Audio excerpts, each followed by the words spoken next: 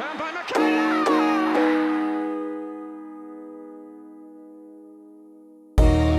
Lovely cushion header. And Gerrard! What a head, son! What a head! Aguero!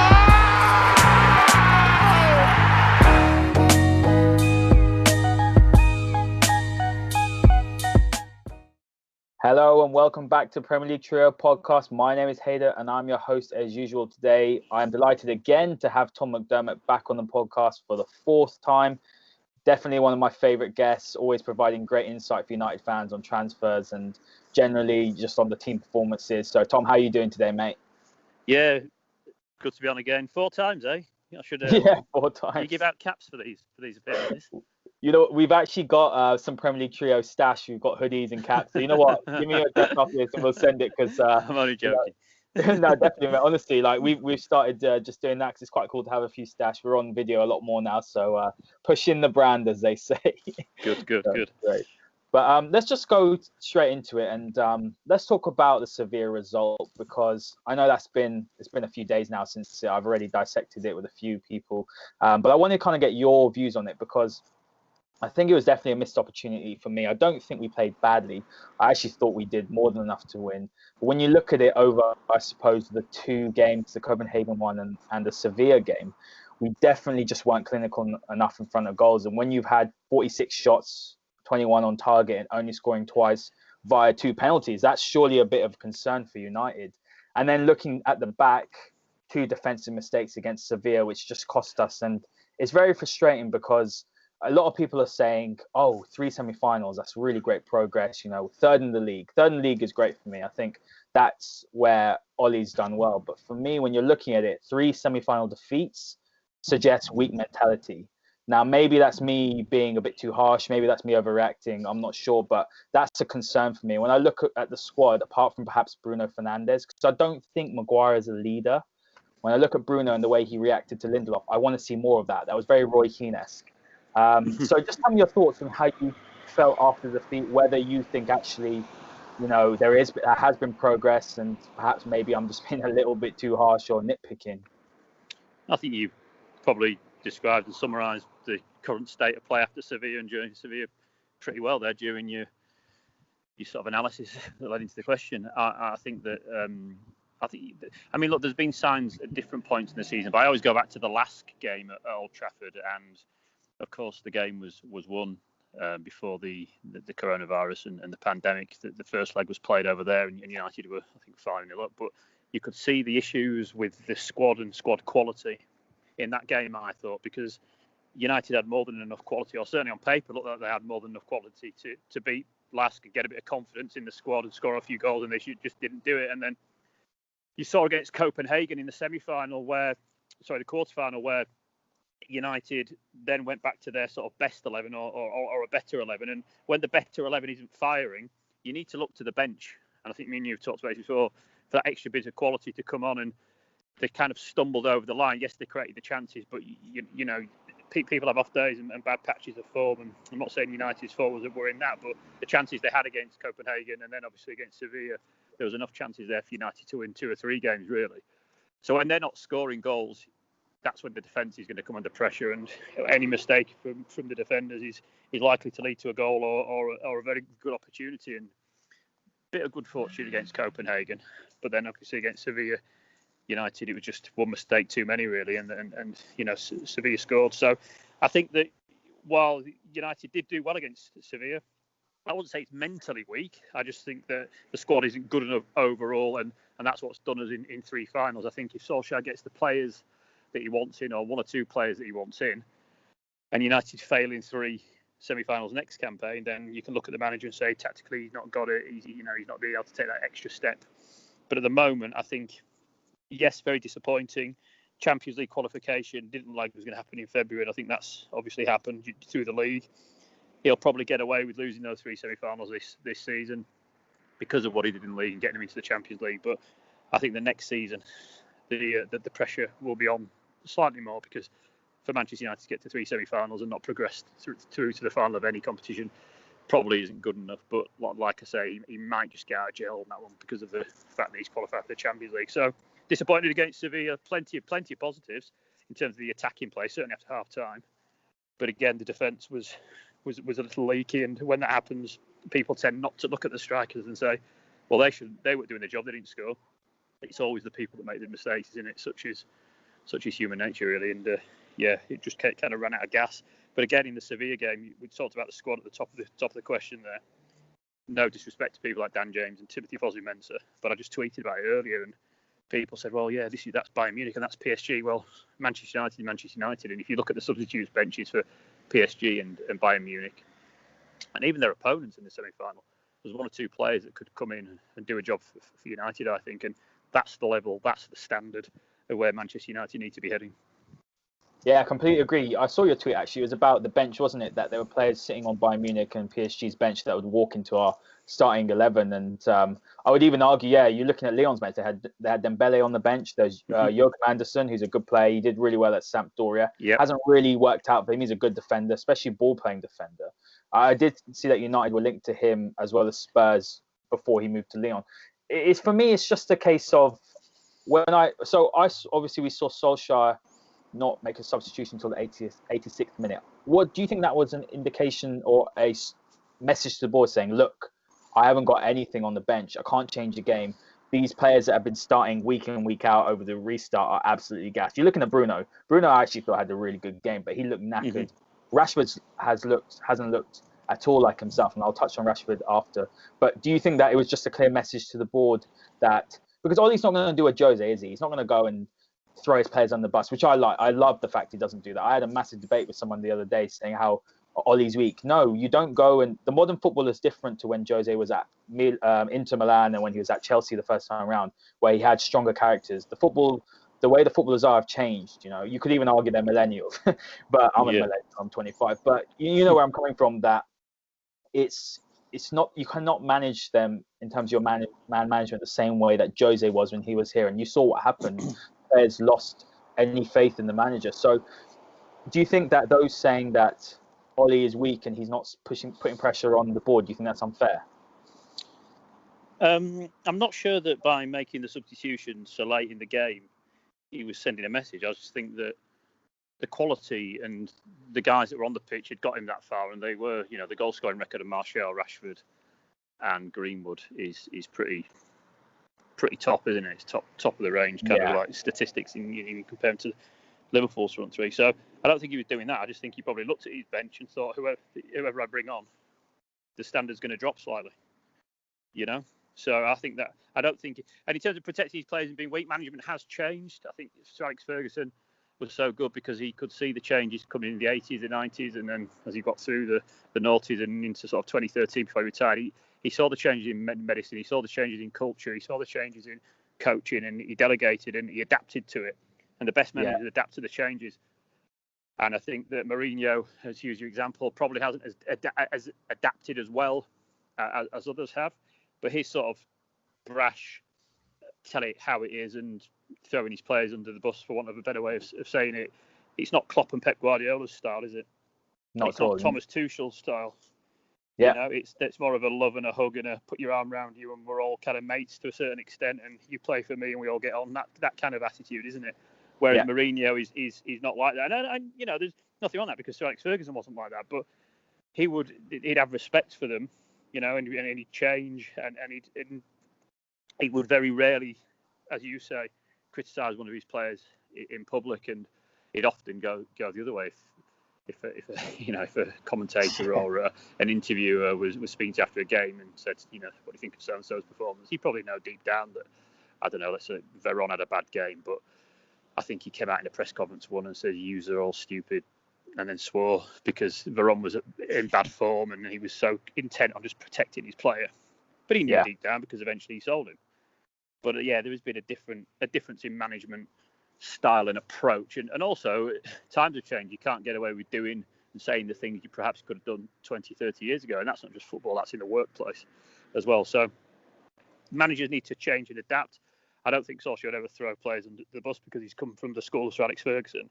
But what I think he has done actually is he stayed loyal to to the roots and the morals of Ferguson and United's history and culture. But he's also started to implement his own way of playing now, because United were very much a 4-4-2 team under Sir Alex Ferguson, or a 4-5-1 that would change to 4-4-2. Whereas Solskjaer's going for the 4-3-3, isn't he?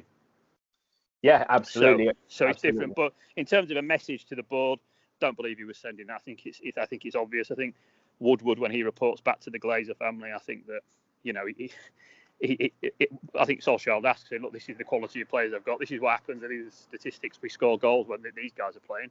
But actually, on the bench, this is the minutes and this is the sort of, delivery I get from the guys on the bench. And there's a huge gap.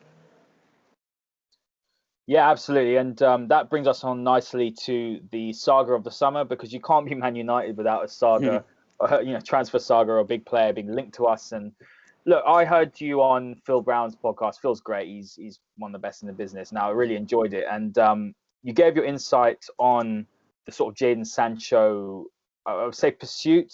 I mean, look, my opinion is, and I've spoken to a German journalist, and he was adamant that Jadon Sancho was not moving in the summer to Man United. He said that, and this is public knowledge, and I don't think people quite actually realise that obviously Dortmund are a public listed company, aren't they? Essentially, they're on the stock exchange, and if a bid comes in, then what happens is the shareholders have to be notified. So clearly there was never any bid. Remember when you last came on and you categorically said there was no bid, and there was rumours that, or reports that, it was very close to being done. And I guess what you're seeing now is that there's definitely like a divide in what's happening, but United have been uncharacteristically quiet, apart from, I believe, I'm going to call it a brief that we saw maybe 2 weeks ago, where many of the British journalists did say that United, I believe, hadn't concluded a deal, which obviously is true. But where are United with this, and what is holding it up? Because I think it's widely thought that it's the structure of the fee, and I think you mentioned this last time, and then how much is actually being paid up front. This journalist actually said that, this German journalist said that Jadon Sancho doesn't want to really join Man United. He's very happy at Dortmund. He won't agitate for a move. I think that's probably quite widely agreed. He won't. He owes Dortmund a lot. But I think the issue here is that he's saying that that Sancho actually wants Barcelona next season, so he's happy to wait another year. Is that true? I mean, what have you heard? Have you spoken to anyone? And kind of what's your view on the whole pursuit? Because for me, looking at the way we lost to Sevilla, look, this is just me. I'm a fan. I don't have any inside knowledge, but I would have thought, right, straight after that semi-final, would have been, or whoever was in charge, would just put the bid in and just get Sancho over the line so we can move forward. Because as you said, the squad depth is it's atrocious, actually. Apart from the first 11, I'd say, maybe 12, 13, if you add McTominay in there, there's just nothing on there that can change a game. Yeah, I think the Sancho deal, I don't think anything's changed him. I think Dortmund have got a price in his head, which every player has a price in his head. I don't think that's the issue. I think it's the structure and how Manchester United pay it, and I don't think anything's changed in terms of that. I was told when the United's financial figures came out earlier this year that United wouldn't be spending big this summer. So that doesn't mean they wouldn't buy a player for a lot of money. It means that they wouldn't pay, go up to Dortmund with £120 million or euro check, whatever it is, and say, here you are, here's the player, can we have him? Thank you very much, deal done. Deals are always structured in a way where, you pay in instalments. So I was told that the initial payment to Dortmund would not be what was quoted. I think it was 60-70 million up front. I saw a few weeks ago somebody was saying, a journalist on Twitter was saying, and I don't think United will pay that, even if they end up paying sort of 60 or 70 for Grealish. They won't just go and pay the full lot straight up. It'll be structured in a way, and it's not being structured in a way that United were happy with, and Dortmund obviously weren't happy with it, because they put this sort of deadline on it, and there seems deadline's passed, and they seem to be sticking to their guns, saying they're not going to sell him now. If United turned around tomorrow and said, here's the money, I'm sure you'll think that deadline 100% they'd sell. They'd sell. So I wouldn't read too much into deadline. I was also told, and Mark Ogden picked it up, said a similar thing yesterday, that while Sancho knew what he could get, or around what he could get at United, wages weren't agreed. And I think Mark Ogden said the same yesterday. He did. He said a similar thing yesterday. So for me, there was always a lot of work to do on the deal, and that came from United's side, because United were also conscious of the kind of wage structure and what they've got in place there. If you give Jadon Sancho £200,000 a week, where do you go after that with a 21-year-old? You know, But it's got to, is he 20? He's 21, isn't he? He's yeah, early 20s anyway. 20, so where, yeah. 20. So where do you go after that? You're giving that, do you double it, and then what do you do? So I think United were always very wary of wages. I think that he'd obviously played fantastically well, but I think that any idea that the wages were done, I know people talk about Romano and things like that. I think United were going to reach out to him and at some point and say, look, where are you getting your information from? Because a fee hasn't been agreed, the deal's nowhere near being done, and it's kind of proven, I guess, that's going to be the case because Sancho's not here. The deal doesn't look like it's going to be completed anytime soon. And we're now hearing that the wages actually haven't been agreed, and neither has the fee. Now, people will say, has that been leaked from United because there's, other sources at play and they don't want to look like they're losing out on the deal? I don't think it is. I think United have been pretty straight with it from the beginning, and I think that a deal for him now at this stage, I think it's in the balance. So I think maybe United need to sell a player. We've seen Dean Henderson saying his goodbyes on social media to Sheffield United colleagues. Will he come in and be the number one? Or will it be Romero that's sold? Could it be De Gea that's getting sold to raise some money? We just don't know. But as it stands, if you ask me to say about a deal on Jadon Sancho, I will sit on the fence because I think it's that close to goal that it's impossible. The issues are still remain from 2 weeks ago.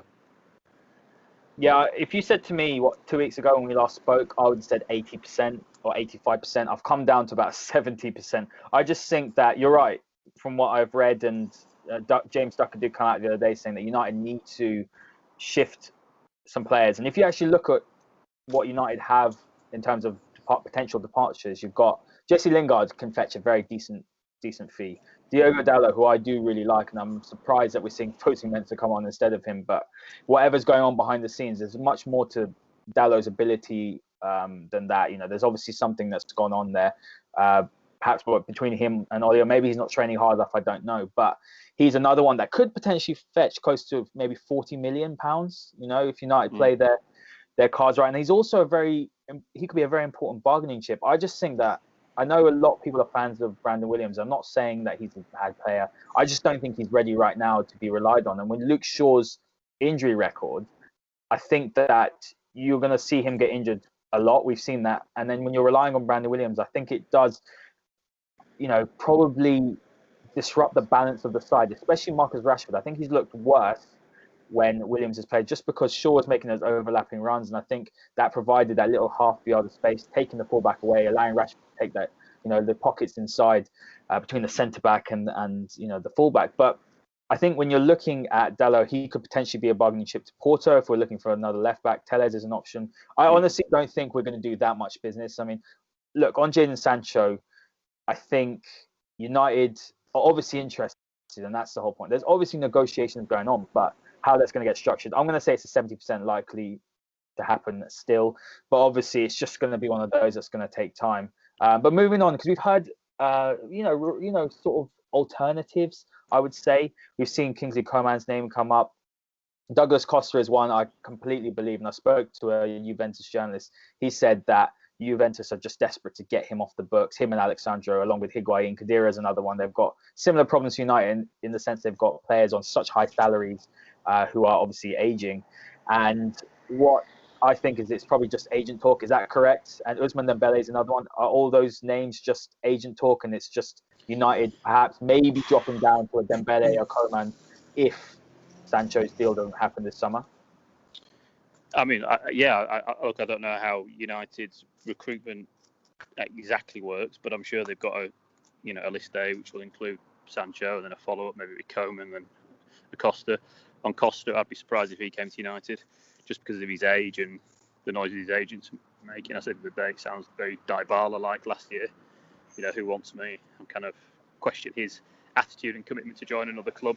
I believe United, if they don't get Jadon Sancho, and that's how he's looking at the moment, because he's not come through the door. Why not sign a central defender? You mentioned Williams and left backs and right backs and midfielders and other holes in the team. If Jadon Sancho deal is not doable, then let's sort out the other areas of the team, because it's going to take more than one window to fix. And the beauty of football is, and I've always said this ever since Ronaldo went, maybe I was just telling myself this to make myself feel better because Ronaldo left, but there's always another player out there. And I don't mean Obertan. I just mean there's always another player. Michael Owen. You lose you lose a central defender. You need a central defender but then there's always another one out there to come in. So if United genuinely draw a line under the Sancho deal, don't think they can complete it, then I don't think they necessarily have to go out and get a right forward. They do need a right forward, but it has to be the right one. And getting somebody like Douglas Costa in, who's, what is he, 29? Yeah, 29. I don't think would. Obviously, Coman's a lot younger, but for me, United need to strengthen in three key areas probably, and I don't think they'll do that this summer. And if the Sancho deal doesn't happen, well, fans are screaming for Brookes has been mentioned at Bournemouth. I know he's a different player to Sancho, that kind of thing. But what I'm saying is, let's leave that and then let's concentrate on another key area, central defence. Your man at Leipzig's is probably there for the taking. Is phenomenal. The way he played against Atletico, he was imperious. And the thing about him, though, is that not only is he's quite young, so he's raw, but he's playing in the side. Nagelsmann likes to play out the back, obviously. He's playing in the side, so he's a good ball player, which is what he's looking for. We're trying to play out the back. But also, he's got physical attributes as well. He's athletic, he's strong in the tackle.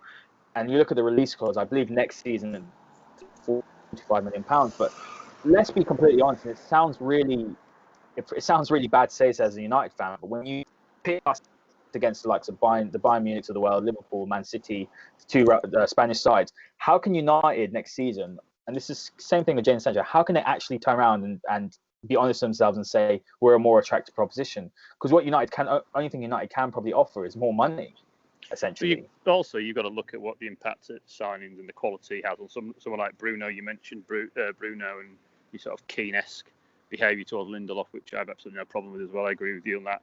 But if you look at him and how he's developing and how he's playing, and he's kind of like commitment, and you listen to his interviews, he kind of gets United, but it's not just getting United. He wants to come to United because he wants to win. Now, in 12, 18 months' time, if United haven't signed the right players, so central centre back, or right forward, whatever, and if they're not to standard, then someone like him, at 25, 26, 27, will then start thinking, do you know what? The project that I've been sold here isn't quite working. I need to go somewhere, and he won't be short of offers because he'll look around. I love Pogba, isn't it, though? Pogba was promised. A lot of people are on Pogba's back, and look, Paul Pogba has his problems, right? His agent is a loudmouth. His brother just is the worst. He talks so much, you'd think he was like on Messi's level in terms of ability. But you look at Paul Pogba, sure, his commitment levels haven't been that as high as they should be, but he's actually broken promises, right? You look at the Wayne Rooney situation, the lack of ambition. Pogba came in with the view that he'd be leading this new United, post-Fergie United, onto bigger and better things, restoring us back at the top. But he's been let down because you look at what we've brought in over the summers. I mean, it's taken what Bruno is. Obviously, Harry Maguire was a supposed, I guess, like a marquee signing. Again, I'm not convinced. I completely agree with you, and I think he's so flawed in so many key areas. But obviously, the problem is that he's an 80 million price tag player. So whatever he does wrong, it's just going to be. And he's the captain. Yeah, but I think that was a wrong decision. I mean, something that I noticed in the Sevilla game was United lacked game management, and they lacked, I suppose, that sort of streetwise edge to them that Sevilla had in abundance. And if you just look at the way Ava Banega played, I mean, he's supremely experienced, but he's also someone that he just managed the game, conducted the team, and I just thought that United lacked that. And when you look at United's side, I think Maguire brings an element of leadership. I wouldn't say he's anywhere near the level of Bruno. And when I look through the side, I honestly just see Bruno as being that leadership figure. So when I talk to people and they say to me, so let's talk about David Brookes, because Brookes has been mentioned, and I tweeted out saying 40 million, if you want to go and spend 40 million pounds, you can go and get Thiago or Van der Beek for less. One's a world-class player who's literally running that Bayern Munich side, who is the conductor, everything is coming through him. He's available for so, and he's actually that sort of profile that United would go for, right? He's probably an older name, so he's probably going to have some commercial value to him. He's a world-class player, and he's also, 30 million pounds. That is absolutely peanuts for a player of that quality. He's an 80 million pound player. But the player himself, I agree with you, and I think he'd be. I mean, I watched him as a youngster for Spain. I saw a lot of him growing up. I've been tweeting about him for years. The first time United were after him, and before that, it was, I think with David Moyes, wasn't it? And He went from Barca to Bayern, and just an incredible talent. What a footballer he is! But he probably looks at United now and thinks they've got a manager who hasn't won anything. They're third in the Premier League, so they're not one of the top two teams at best. Let's be honest. And they got knocked out of the semi-final of the Europa League. Whereas at Liverpool, they've got a team that's ready to go, got a manager that's won things who, to be honest, everybody likes. Maybe you don't if you're a Manchester United fan, but you see the point I'm making. And they play a style of football that's it's all very low risk for him, isn't it? You slip into that Liverpool midfield if he goes there, or the Man City midfield, and the rest of the cogs and the rest of the team are all running smoothly and running well. He's not a Manchester United fan. He's not like us. He probably thinks, those clubs are a better setup for me at this stage of my career to go and play. Whereas at United, it's probably not like that. A midfield three of Thiago, Pogba, and Bruno is mouth-watering. But unfortunately, everything else around it, or a lot of things around it, the defence, the depth of quality in the squad, isn't at the top table of European football anymore. So I don't think he'd consider coming to Manchester United. No, I which agree. I would obviously have him. I would, what you've said, right? His age, the cost, how he dictates the game, the tempo, his range of passing, how he can slow the game down. He doesn't need to speak. He's a bit like Scholes in that sense. He can dictate the game. He'd be perfect. Absolutely. But I just think that a player like that, unless you paid them silly wages, I'm talking Sanchez wages, just wouldn't come. Because, and then you question their motivation to come because of there are other teams around Europe better set up.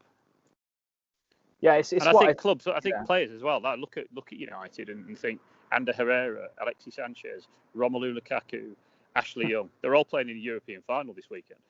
Yeah. Herrera's a curious case for me because I was always a massive fan. I met Herrera in a restaurant in London, how many years ago now? It was probably the year before he left. He was sitting, honestly, about 10 meters away, and I was like, oh man, I've got to go and speak to him. So, because he was one of my favorite players at United. What I loved about him, you have to remember this as well. People say, oh, he's an average footballer.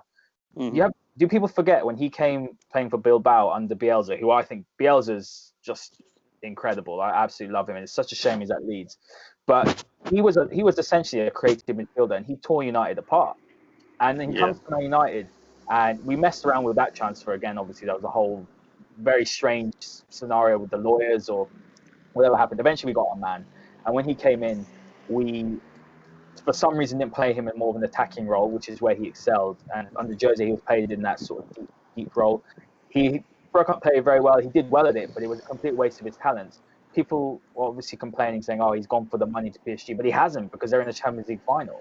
So, okay, yes, Manchester City are considered an oil club, but when does it stop when United fans say, "Oh, this club's this club's that"? Maybe okay, fine, yeah, they got to where they were. PSG and City have got to where they were because of this oil money. But at the end of the day, in terms of footballing projects, there are at least 10 to 12 clubs around Europe that are actually more attractive than United. And there you go. If you throw into that as well, that Manchester United aren't, you say, dying at the top European table. They are in the Champions League again, but these guys aren't Manchester United fans either, so they're not supporters of the club like you and I are. Mm-hmm. And also, they're enticed by other things and other teams. Well, you're looking at PSG, and the way I sort of see it, like Herrera went there and he's become a better player. So, and you look, like you said, Lukaku's left and become a better player. He's with a manager that's geared towards the way he wants to play. Young, enjoying his football again. All these players have left United, and I think we have the tendency as United fans to play down these players. People say Herrera's an average player. He plays some wonderful through balls, a couple of key passes in the game against Leipzig. But sort of moving on, because obviously those players have gone. But David Brookes you mentioned, and like I said, I tweeted £40 million is too much. If we could get him for 25 million, let's say he's a replacement for Lingard or Pereira, then I think that's excellent business.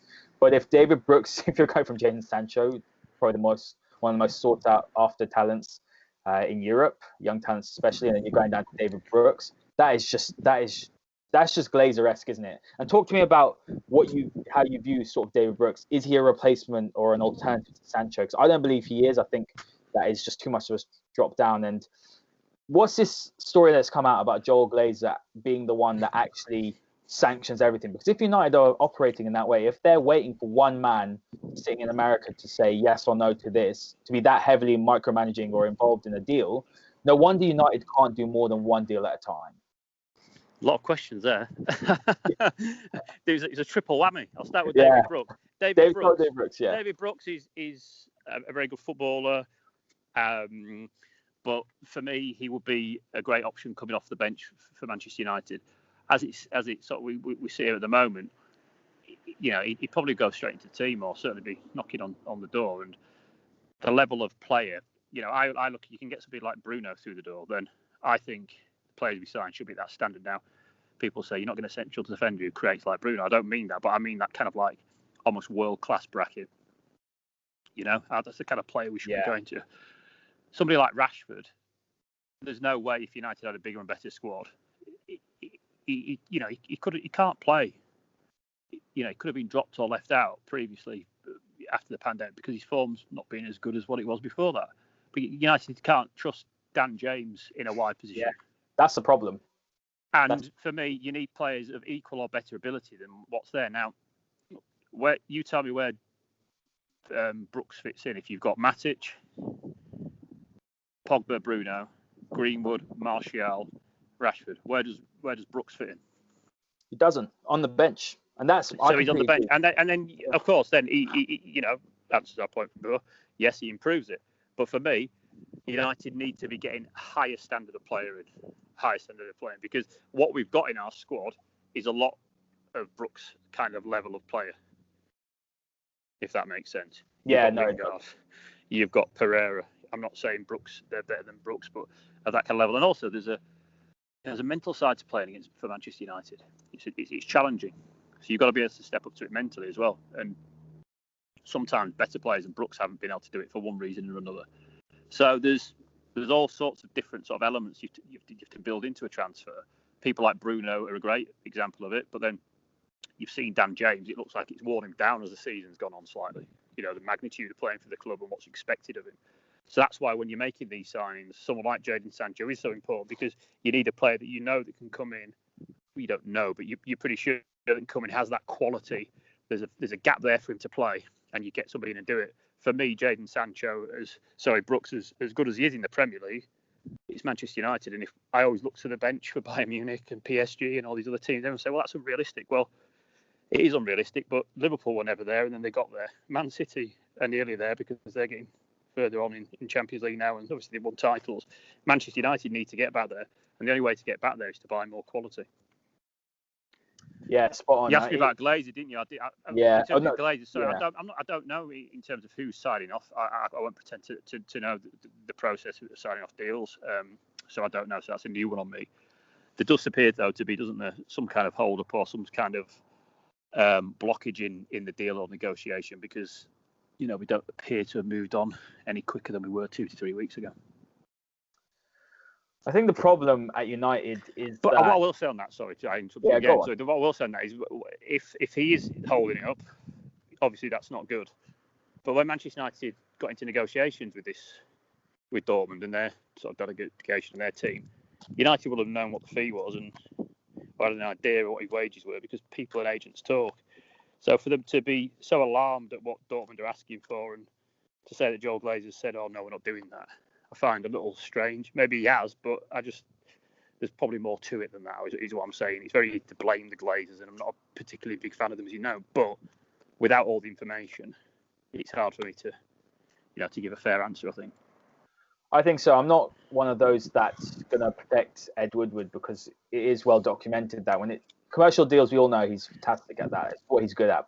And this is where United different from Bayern Munich. And I tweeted out after when Bayern beat Barcelona 8-2 that Bayern Munich are a club which have football men in the correct positions, right? The football positions, right from in the hierarchy. And some of them are ex-players. You have Oliver Kahn there. Salihamidzic is also there. You have Rummenigge's there as well. There's all these ex-players that are, look, commercially, Bayern Munich are still a giant like Man United. They're still about making money. But the fact is, obviously, ownership has an element to it as well. The sort of 51% fan ownership. But they're just geared towards football. And there's this idea that, I don't know whether it's the Glazers' idea, it's just kind of the idea that I think that they think that when you have, look, they're incredible at what they've done. They've made Man United into a commercial giant. There's no doubt that the Glazers are brilliant businessmen. The way that they've just grew United since the day they walked in is impressive. But having a strong football team and winning success on the pitch doesn't have to be mutually exclusive from what's going on off the pitch. They can both go hand in hand. United can be a commercial juggernaut, but they can also be a team that wins Champions Leagues and Premier Leagues. And United for years, the reason why able to challenge, and you actually have to look, and I saw a thread the other day, if you look at, especially in the sort of, I would say since the Glazers came in, especially after Ronaldo left and the players that we signed, each year, it's actually staggering. There's people like Alex Butner, there's people like Obertan, as you mentioned, Michael Owen, Valencia. Only Van Persie is one that sort of stands out to me in those later years. Thiago, I thought was going to be a brilliant signing, but again, not a marquee signing. So Sir Alex's genius and just the way that he was able to pull United through and win trophies is testament to him. And he was just papering over the cracks. And now managers have come in who aren't on that caliber, and they're just struggling to fight. It's a losing battle, isn't it, against the tide? But when you look at, I suppose, United, I did actually hear that Daniel's story. I can't remember who he writes, so I think BBC. He did say today actually that this is just a negotiation tactic from United when it comes to Glazers. I don't know how true that is. For me, I wouldn't be surprised if everything had to be signed off by Joel Glazer, because that would explain why United are so slow at their transfers. But kind of moving on, and look, there's Jack Grealish's name being mentioned as well. I believe there is interest there. Can you see a deal being done? Obviously not for that price. Or do you think that United are going to look at alternatives like David Brookes, or perhaps somewhere around Europe for talent which is at a cheaper price? Genuinely not sure. I think that there was an interest in Jack Grealish in January. I think that they spoke, or certainly let it be known, that there was a potential to that United would make a move for him. I think the Jadon Sancho deal, or lack of a deal, seems to have kind of taken over. But again, United haven't got millions of pounds of money just to spend on players, in any kind of deal for somebody who's sort of 60, 70, 80 million pounds would have to be structured in a way where it's paid in instalments. So that depends if the selling club are going to be happy to accept that kind of structured and way of paying. And that's something I think United, if they get one player in, they'll have, I wouldn't say surprised me, but I think if they get a player in, they've done well, and hopefully that's Sancho. But it's not going to close the gap enough, I don't think, on those that are above them. But United, again, what the concern for me is not so much getting the players in, it's getting the right players in, because people like Bruno, you can see him looking around sometimes, and players are probably not performing to his level. You saw the Lindelof example, and it just worries me that if United don't use this window, the January window, and next summer, and get what they need in, then it sounds defeatist and a bit doom and gloom, but he's going to want to win something, and he's good enough to be in a team that wins something. Yeah, he is. That's a worry really for me. I think that for me, if you what would help the Glazers service the debt the best is to get in the Champions League every year. So if you want to get in the Champions League every year, you need good players, or the best players. And at the moment, United have got an amazing player in Bruno Fernandes, but he can't do it all on his own every year, because the other teams are going to get better this summer, or they're going to improve, or they're going to 66 points. I think finishes sixth last season. This season it finished third. So United need to be up to, I would imagine, around the 82 point mark if they want to really make an impression. But that's difficult because the league is competitive under Man City and Liverpool. More or less anybody can beat anybody really. If you're having a half and off day, you've seen that United and how they performed at the end of the season. They drew at home to Southampton, didn't they? They beat some teams and dropped points. They went on a fantastic run, but even that fantastic run only took them 66 points, which is incredible, really. Yeah. And in most seasons, that would definitely be one which, sitting in Europa League. Is it Europa League? I don't know. Yes, fifth, sixth place. So you've got to remember that. Yeah, it has to be relative, though. I think a lot of people have said that. Of course, yeah. United finished third, and they deservedly finished third because of the run they went on. What's going to make Manchester United better is buying better quality players in 2 or 3 positions this summer. And then they wouldn't need to use the January window. They could do then 2 or 3 players next summer, and then you're probably there or thereabouts. When I look at Bruno, that is testament that one player, all it takes is one quality player has made that much of an impact at the club. It's completely transformed it. So you're right, completely. United have to buy quality. And when I'm sort of looking at the centre-back position, are you worried that United's just going to go into next season with what they have? Because I've just seen a report. It just popped up on my phone. Di Marzio used to be very, very reliable. I think in the last few years, his reliability maybe has taken a hit, but he said that United have made a concrete offer for Gabriel from Lille. I know it seemed that he was Arsenal bound and potentially Napoli were in for him because Koulibaly looks to be off to City again. I think that's a very, very good signing. But do you think that a player like that is worth taking a gamble on? And would you be happy for someone like Gabriel to come in? Because this centre-back partnership is just not working at all. And I love Bailly as much as the next person, but everyone I think who loves Bailly is just hoping that he can hoping that the Bailly we saw in the first season at United is the Bailly that can come through. But I'm just not convinced anymore. He's missed too many games at a crucial part in his career to be, I think, a top centre back for United. And Tuanzebe again got all the attributes, but injury concerns all over. So, is that the sort of player that United should be targeting, or should that, is that enough for us to go to the next level? Because if we stand still, Chelsea are going to go and overtake us because they're showing some great ambition and they've got a lot of money. From what I've been told by someone pretty close to Chelsea, they've got potentially 300 million to spend because they've had obviously a year of no spending. I don't know, to be honest. I think that, first of all, about the player in question, I don't know enough about Gabriel to make on. I've looked up on things and I've spoken to people since the Manchester United have been linked to him, and they tell me he's a very good player, quick, he's tall, he's good in 1-versus-1 situations. But for me, if United have made a bid for him, that can only be a positive thing because they obviously believe that he's better than what's there. You mentioned, a number of central defenders there, but United still, they don't fill me with any confidence for numerous reasons which we've been to before. So yeah, it's an area United do need to strengthen. But are they going for the cheaper alternative, dare I say? Then I think Gary Neville used it. Manchester United should always have best in class. I don't know enough about Gabriel to make that comment. Is he going to need a year to settle in? In which case, you better off sticking with Smalling. And then, do you know what I mean? I'm just putting it out there. So in terms of the player, is he a cheaper alternative? I don't know. If you get Gabriel and one more in, and Gabriel turns into this fantastic player, fantastic. But it's again doing the work. Are they reacting, or are they waiting for things to happen and then saying, "God, we don't want him going to Arsenal. We'll go and get him." Are you worried? I mean, last question I'm going to ask before we wrap up, and I'm also going to ask you sort of your prediction. I know it's difficult to say, but how much you think is going to come through the door? Who's going to come in? But do you think that if Ollie doesn't get who he wants, he's just going to be left out to dry? Because that's what I really fear. Ollie's done a great, sort of job and to get us into top 4. I think when it comes to Solskjaer, he's definitely someone who's learning on the job. I don't think he's the best option out there that's available. There are better managers. I don't want to go into it, but yeah, I have doubts that, look, I think he's taken the squad as far as he can, and without being pessimistic, but I just don't see how he can do anything more with what he's got when you look at the squad options. So do you think it's a case of they're going to leave him out to dry? And then the second question is, who do you think is going to come in? I think we're going to get Sancho over the line. That's just me maybe being a little bit optimistic. I think it's I think it's just going to drag out because remember the deadline's October, and I honestly think we'll get a Brookes or a Grealish. I don't think we'll get a centre back. So I'm just going to say 2 signings, which is not enough. We know that, but if Smalling does come back, I don't think he should. I mean, that's what I think where we definitely disagree. Maybe he's a better defender, but it's definitely just we know he can't really do it at the highest level of United. So why bring him back? I think the players we've got, maybe we just carry on with that. But that's what I'm going for. So yeah, will Ollie be left out to dry? And what are your predictions for players coming in?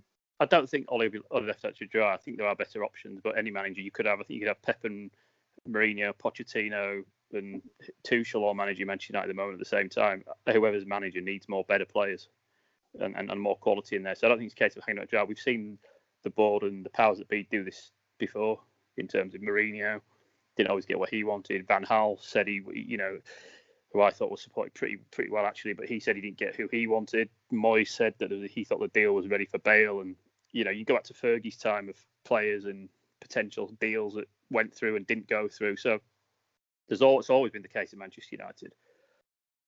In terms of who I think will come in, I think it's so difficult to say, and it does sound like I normally quite. Yeah, that'll happen. A will go to B and we'll get C. That kind of, but with the Sancho deal, I just don't know. I think that United clearly think that there's a chance of getting him because they haven't briefed and said they've walked away from the deal or made noises through significant people in the media and other channels that the deal's dead, and you'd probably get that if the deal was dead. So at the moment, I'd probably say there's still enough time for Sancho to come in, and then the other player or other players will depend on departures. But you might see a bit of housekeeping, and by that I mean a new deal for Henderson. Pogba may get an extension, which is good news if you're a fan of Pogba and if he's got his head screwed on. So you've got a fit around to go Pogba. Henderson's coming back and maybe can compete with either De Gea or whoever, and then a Sancho, and I think maybe one of them may come if you sell players. But Manchester United players over the last few years have been paid very well indeed, probably too well. And if you're Jones or Lingard, you're not going to get the wage you're on at United anywhere else. And that is why they're having trouble getting him out the door. Yeah, that's the problem. It's been a problem for years, and it's a bit bleak, but hopefully, if the Sancho deal or a deal comes in, I think United fans' spirits will be lifted. It's just tough when you look around Europe or even around the Premier League and there are teams doing business. But Tom, always a pleasure, mate. You're a great friend of the podcast, and I love chatting football with you. Always a great insight, and I hope to be coming on very soon again. Cheers, mate. Yep. Cheers.